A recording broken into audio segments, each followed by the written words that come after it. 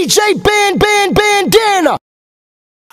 Life is what you make it, so make it. It's your boy DJ Bandana Black, Mr. Well Connected, even more respected, aka Mr. I Am Buffalo. And make sure before we start this video, make sure you hit the little subscribe button. It's either on that side or on that side. I'm gonna get this right one day. It's a subscribe button down there. Hit that subscribe button. As soon as you hit the subscribe button, it's like a little icon. It looks like a little bell or something like that. Hit that bell so you get the notifications first of all the videos, especially we're about to start having some free giveaways, some free stuff, tickets, different stuff like that, so you can be first at that. So make sure you do that for me. Okay, so this video right here is called I Got Jumped. I'm going to tell you the story about when I got jumped. It was crazy, yo. There's about 100 of them, man. It wasn't 100. It was probably about 15, 20.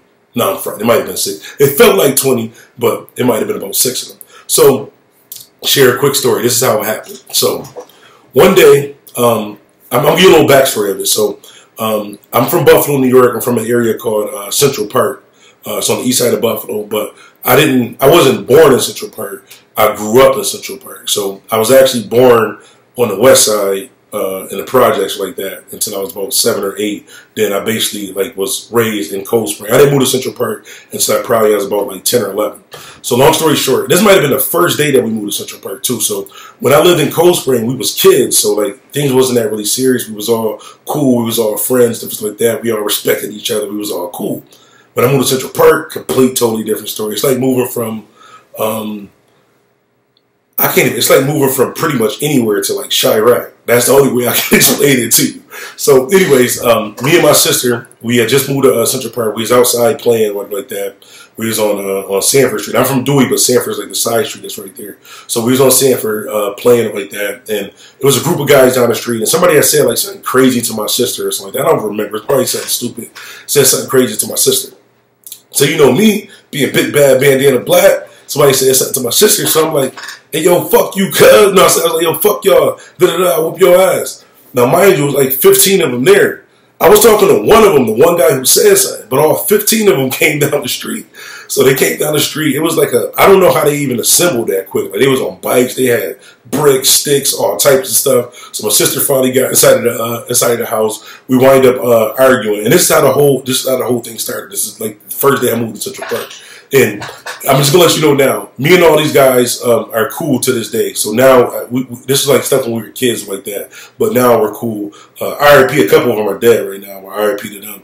But so they tried to jump me that day. We wind up arguing and stuff like that. Long story short, they dispersed. But ever since that day, every time I came outside, they would bother me. Now mind you, when I grew up in Cold Spring, it was really just, we played basketball, just different stuff like that. I used to like fixing bikes and cutting grass and different stuff like that. So I just wanted to be friendly with everybody. In Central Park, nope, you had to be a barbarian. So I would go outside to go to the school bus. So I'm just walking down the street, big snowball, bang, hit me in the head. Turn around, everybody run.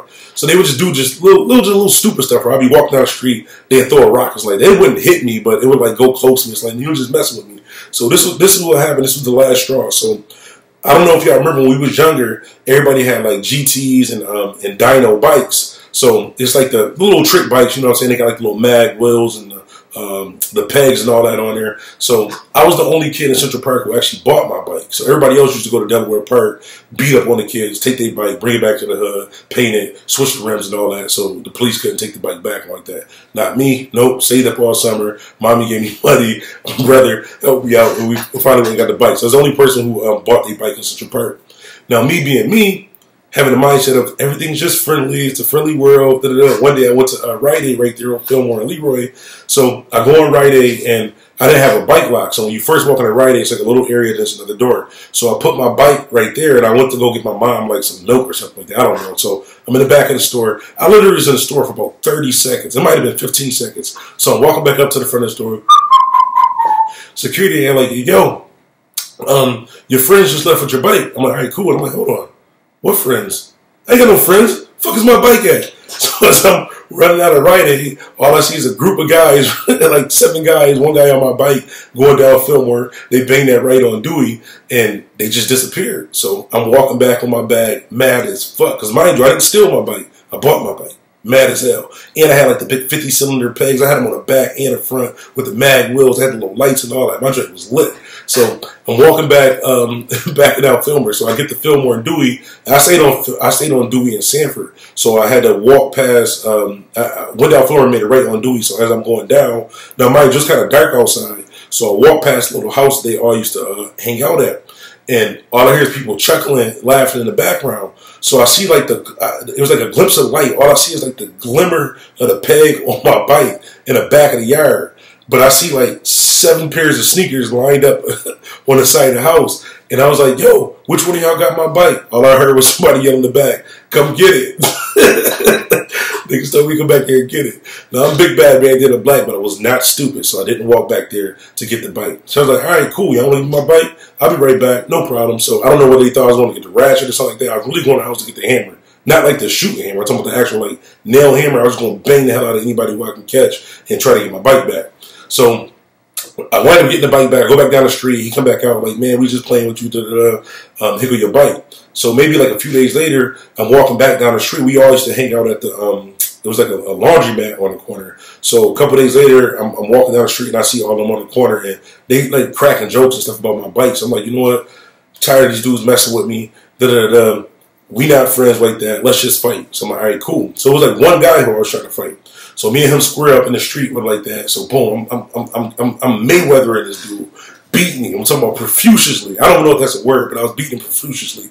And I don't know if y'all know, but like on the side of the like on the houses, they got like this like installation, like siding and stuff. It's like this like floppy metal stuff. So as I'm beating the one dude, the other dude come by and hit me with the siding joint. It's not hard, it's like a floppy joint, but it wraps around me and I get stuck and it hit me in the side of the face, bam! So I get smacked in the joint. So I'm saying, work my way out of that joint. I got like a little brush burn or something on my joint. So I started beating him. Another dude come from out of nowhere, bang! Hit me on the side. I'm like, oh man, another dude, bang! It was like 100 fists. It's probably like 10 of them, but it felt like 20. So anyways, they started jumping me. I didn't hit the ground or anything like that, but I got asthma and I'm fat and black, so I was getting out of breath. So I said, you know what, I got to make a life or death decision right now.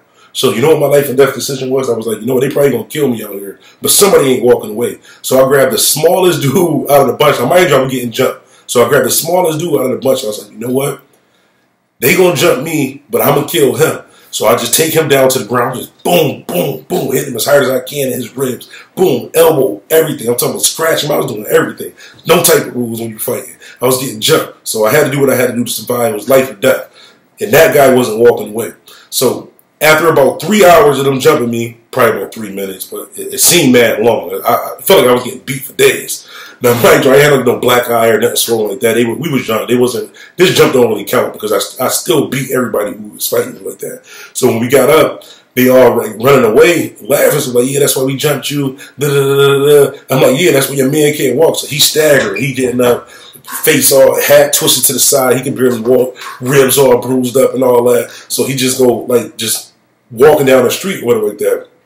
And after that day, we pretty much just became cool. Like I came back down the street, was good, black, and we wind up hanging with each other, chilling and different stuff like that. And I think what it was, it's like everybody used to play football or like that. I never really was into sports. I liked to just like always was about money, so I would go like cut grass for money, or I would fix people's bikes. Like I get the little patches if you had a flat on your bike, I fix it for like $2. You know, just different stuff like that. I didn't play football, anything like that, and I didn't grow up. I wasn't born in Central Park, so it was like all of them was like family. They was born and raised. I moved there when I was like 11 or like that, and since 11 until now, I pretty much lived there, been around. Like I said, me and all these guys are definitely cool now. We actually, when I see them, just laugh about these things. It was crazy, and a lot of them, even when I see them to this day, just apologize for it. But we were just kids. It was crazy, but yeah, that was the time that I got jumped, man. It was crazy. But make sure you hit the subscribe button.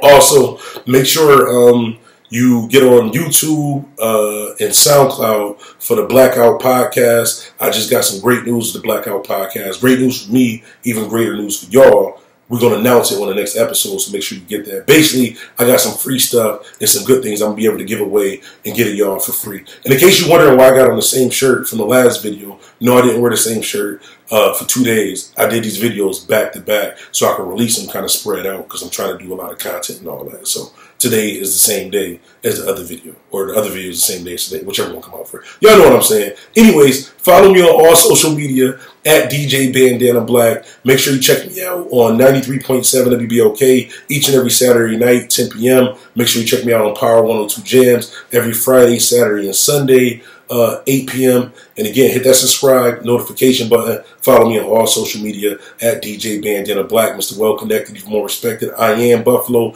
And as always, remember, life is what you make it. So make it. I'm out.